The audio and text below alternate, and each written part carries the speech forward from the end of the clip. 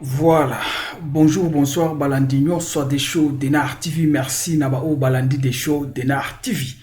Tu es tout partagé ensemble, ndenge tout sur la Kanabino, papa, maman, Simba, Nabokepi.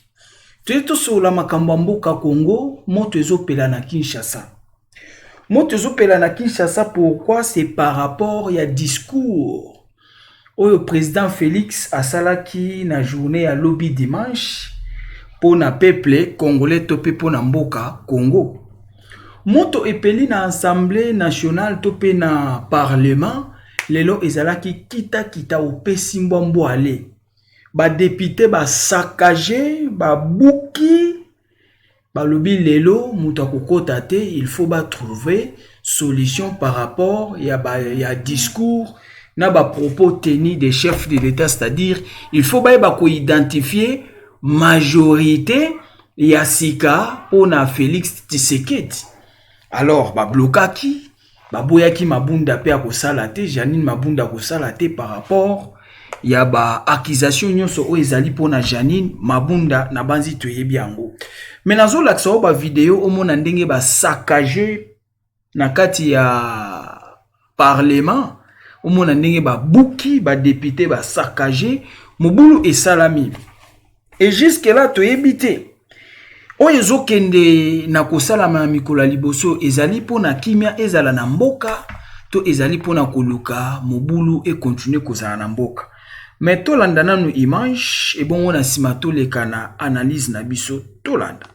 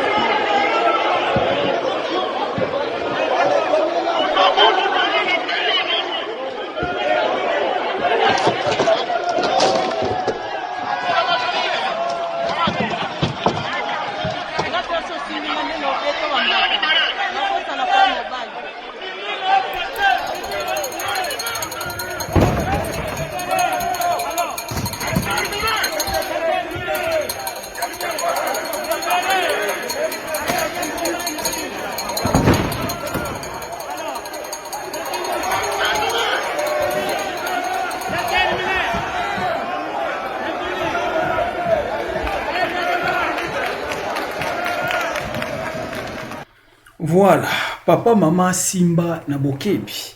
Depuis pouvoir oye bandi, depuis passation de pouvoir oye toloba qui entre guillemets, passation de pouvoir pacifique, tu éviter et l'okoni ne salamara nakati. Jusque là, depuis passation de pouvoir oye salamaki, problème sur problème. Problème sur problème, makambo ezotambola te mboka eza bloqué. Juste pour un problème où ils ont un katia, tous eux batté. Et le koni nezo le kanamboka. Mais d'un côté, t'as la réaction ya battu ya FCC et le oni basali contre IDPS et puis na simana la xayo nini comment dirais-je nini pe battu ya FCC toujours baza koluka osala pour na koluka ko semer trouble na mboka tolanda première vidéo.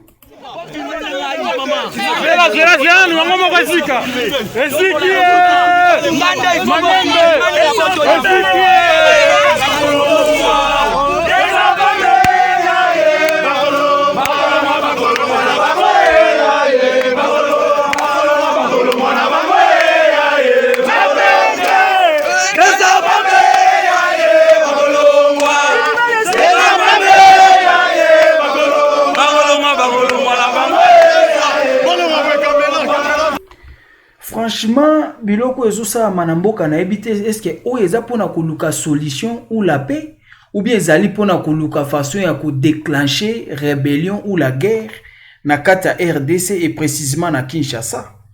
Tolanda réaction ya bandeko ya FCC toujours to mona ndenge nini bango bazo réagir tolanda.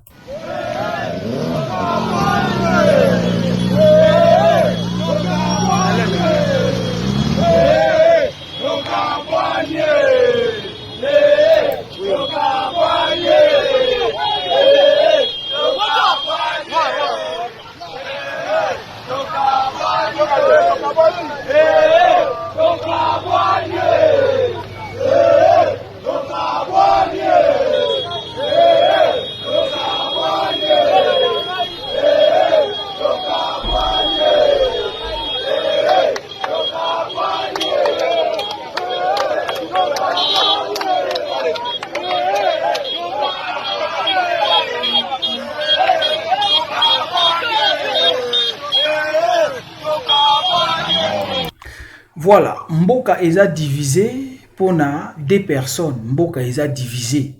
Division eye makasi, tribalisme eye makasi, bolingo elongwe na mitema ba Congolais, ba séparer ba Congolais en morceaux. Mboka eza divisé pourquoi? Pour na likambo ya coalition. Mais est-ce que na nyonso ezo sala matotuni eza solution to ezo kokende komema rébellion na mboka? C'est juste une question à savoir. Parce que depuis tout le cas qui n'a makambo ya ba soi-disant entre guillemets passation des pouvoirs pacifiques, solution ezate eloko malonga pe ezate to tikala kaka na nzembu moko ya FCC cash bato bazo souffrir FCC cash bambu les oleka. Mais tozonga na suka awa kote na kosukisela yo na maloba nanga oyeba eloko nini nga na koyebiso na suka. Tolanda nanu koto yo ndenge nini bandeko bameki kosala mwa montage muke. Landa loyembo oyo omona ndenge nini to mixer yango na video après to sukisa na yo na analyse tolanda. Nalakisaki o patience o kanisaki nazalizo banazalaki se koyebisa e mokole zali na koboya yo.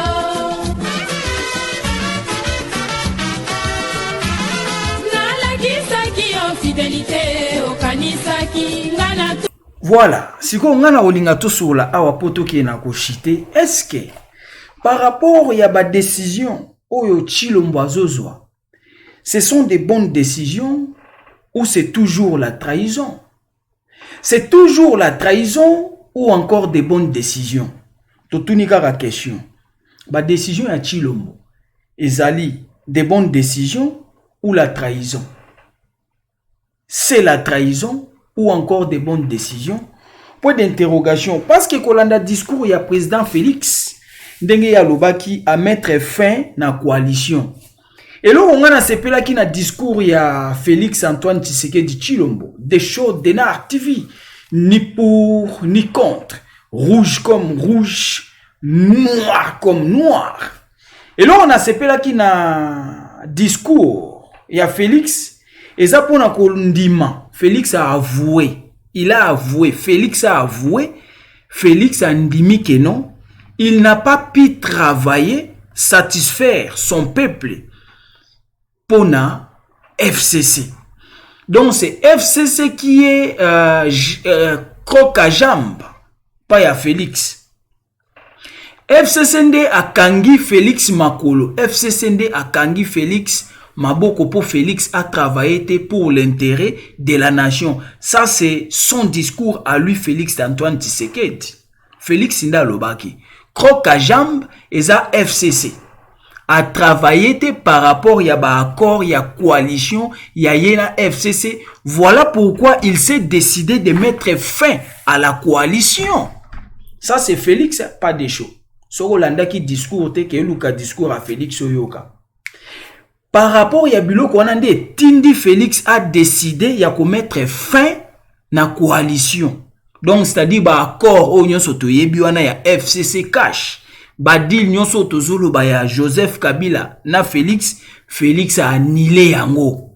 Aboyi yango, Félix a ndimi que 2 ans ou ekweyi a travaillé TP a koki kosala elo côté croc à jambe FCC. FCC nde batie bloc, FCC nde ba empêcher à sa vision o ya zalaki nango pona peuple congolais. Vrai ou faux? Ngana yebite. Tozo sala analyse. Oyebi na vi soko lekisi ba promesse trop. Ato lobi eloko bien ba ondimelo te pona nini trop de promesses. Ah oui, toza wana. Des shows d'Enar TV.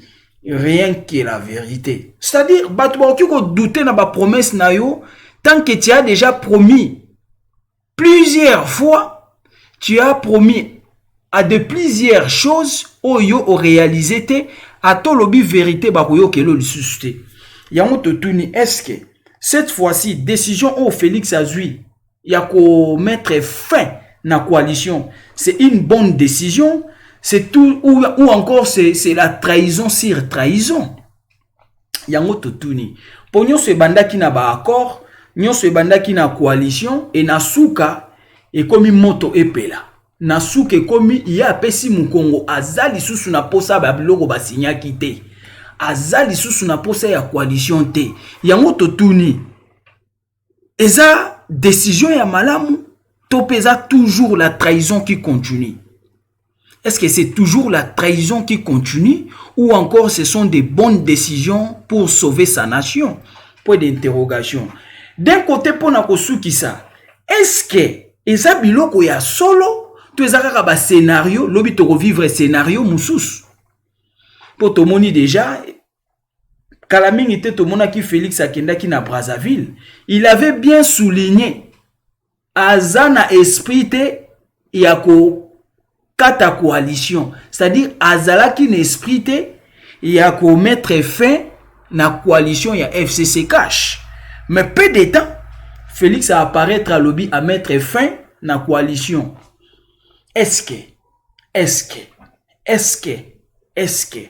ezaka ba scénario te, parce que ce qui décision ezwami, il faut ba décision où ezala par écrite, ezala na ba décret présidentiel signé. Mais soyez vous allez peut-être verbal car on a lobby na discours. Est-ce qu'ils ont un décret signé, ils ont un document signé, ils ont une ordonnance signée, ils ont une ordonnance, un décret, ils ont un document signé officiellement ou ba signature ya Félix Ezali, to ils ont juste un discours. Moro karaboué loba minango à la volée et par après mon peuple na mon peuple. To yebite c'est juste ba question à savoir.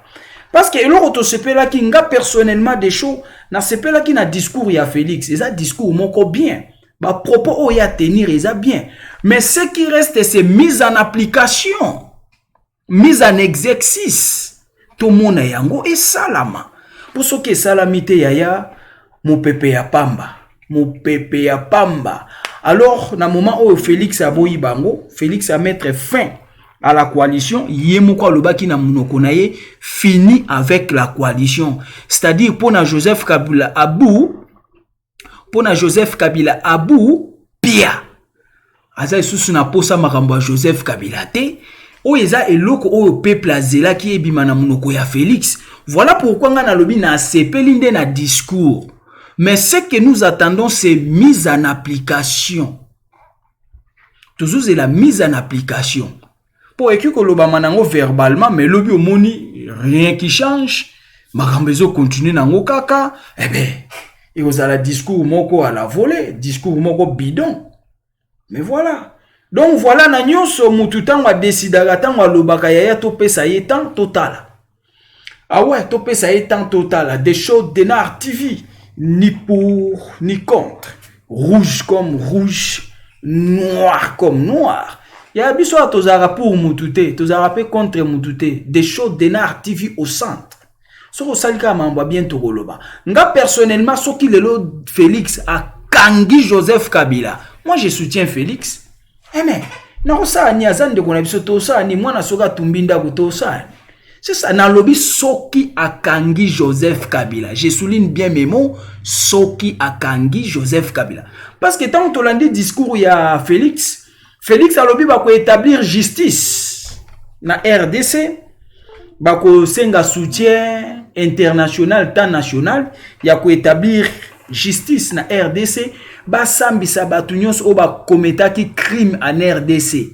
Mais par contre, Soki réellement maloba na ye kozala bongo et kozala bien bakangi Joseph Kabila mutu aliboso.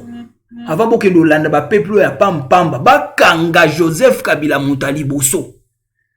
Na sima nango bakangi ba généraux nyonso obiso tutu ebi ba kombo baza ebele pona tangela binote.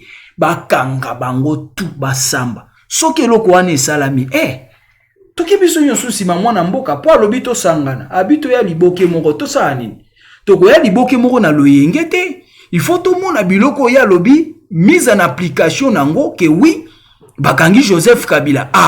Ona ba congolais nyonso ba kotelema. Mais soki bakangi nanu Joseph Kabila te ya keba osimba touche. Wana ba obenge China Rambo keba osimba touche na suka nango boye oke makala. Voilà. To mona ki ango ba mukuna bakendaki toke na loyenge te. To yoki discours yango na tuni na suka. Est-ce que le discours ya Félix est la bonne décision ou encore c'est la trahison qui continue? Ou encore c'est la trahison sur trahison? To éviter. Parce que depuis tous les cas qui n'a pas élection, to ya qui pour na makambo yote, depuis to outi ba élection, ezakaka kita. Yemoko Félix andimi na discours na ye 2 ans échoué. 2 ans ekwe na mai. Yemoko soko yoka ki amote kendo yoka. Moi, j'ai fait qu'analyser ces paroles. 2 ans à 0. 2 ans à souffrance. Alors, le but, le quoi, 2 ans, on est quoi, na koki au sein de l'autre côté pour la FCC. Voilà pourquoi j'ai décidé de mettre fin avec FCC. Il a avoué 2 ans à 0. 2 ans à souffrance. Banzele, Koufi, ba hôpital, ba hôpitaux, ezate, ba école, ezate. Et là, comment ils ont marché, te, ba tout bazo liate. Mbongo ezate, passeport ezate, paiement ezate. C'est-à-dire depuis kaka to utaki ba élection, du fait que ba sabotaki ba élection, ba ki kosala ba accord, blocage. Et comme kaka nzembu moko kaka FCC cash, FCC cash, FCC 2 ans il y a 0, 2 ans il y a souffrance, 2 ans il y a mboka eza ya kokangama. Voilà, yango tolenga itomeka kosala analyse muke, est-ce que ba promesse ya Félix et kokende na ko accomplir? Point d'interrogation, ya topé sa chance, total na mikolo ezali ko ya soki ezaka ka stratégie politique pour na ko vandisa peuple silence, to koyeba. Azui décision, to mona ki consultation, to si consultation, to na discours. Donc ça dit, ezaka ka babilo ko ezoya, di soki ba ko dissoudre parlement, rien et loko moko salamité. Oh non, majorité parlementaire, tokotia informateur, ceux qui formateur, tant des histoires, yango te peuple azelaki. Biso tozelaki ba scénario oyote, tozelaki ba théâtre oyote, tozelaki passation de pouvoir soi-disant pacifique, mboka et marché, batu bazwa misala, ba mama ba kende ko comment dirais-je, ba mama ba kende ko koteka tranquillement, ba papa bazwa misala, ba na ba kende classe. Mais tala depuis biloko et salamaki ba deal et bomi mboka. Deal il y a 2 personnes et bomi mboka depuis mboka et kangama batumi bale. To komaka na histoire moko ya FCC cash. Est-ce que eza makambo solo o Félix alobi to eza ya lokuta? Point d'interrogation. Voilà on a ngana laksabino ngwana papa maman Simba na bokebi mboka moto ezopela mambo ezotambola te, ça fait 2 ans. Batoubalia Kate, ça fait 2 ans, il y a soi-disant passation de comment dirais-je, soi-disant passation de pouvoir, ce qui passation de pouvoir pacifique. Mais pacifique, il y a un problème dans Mboka. Mboka comment problème mi coloniaux sur 2 ans. Ataye moko Joseph Kabila tan wazalaki ezaki boyete. Tant on bache Félix ba bloquer makambu tout pour na couper ses chèques. Mais na nyonso yo, est-ce que ça solution? To bazo luka ba déclencher guerre. Na kati ya capitale ya ki ya comment dirais-je, na kati ya capitale ya RDC Kinshasa. Toyebite, merci beaucoup. Le plus important, partagez votre émission. N'hésitez pas à s'abonner sur notre chaîne des shows de Nartivio la réalité. Aimez, commentez votre émission. Et Zalaki Abino, humble serviteur. L'homme de bonne foi, Zala branché, bah émission Isakoya. Et sa réponse, ciao.